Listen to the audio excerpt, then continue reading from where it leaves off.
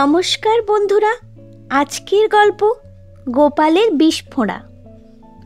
গোপালের পায়ের কুঁচকিতে একটা বিষফোঁড়া, তাই গোপাল বিশ্রীভাবে খোঁড়াতে খোঁড়াতে হাঁটছিল। এভাবে হাঁটা ছাড়া তার উপায় ছিল না। রাজা কৃষ্ণচন্দ্র গোপালের এই বিষফোঁড়ার কথা জানতেন না, তাই গোপালের বিশ্রীভাবে হাঁটা দেখে কৌতুক করার লোভ সামলাতে পারলেন না। তিনি বললেন, ওহে গোপাল, কার গাছে চুরি করে নারকেল পাড়তে গিয়ে এমন দশা ঘটালে? তুমি কখন এই অপকর্মটি করলে? আমি গুণাক্ষরেও তা জানতে পারলাম না। গোপাল বললেন, সে কি মহারাজ, আপনি তো তখন গাছের নিচেই দাঁড়িয়েছিলেন।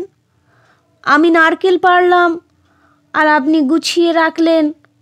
তারপর তো আমি গাছ থেকে দুম করে পড়লাম, আপনি ছুটে এসে আহা উহু করলেন।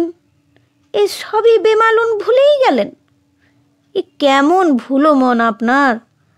গোপাল বিষফোঁড়ার যন্ত্রণায় কষ্ট পাচ্ছিল ঠিকই, কিন্তু গোপালের বাক্যবাণের জ্বালা রাজা কৃষ্ণচন্দ্রের কাছে কম যাতনার হলো না।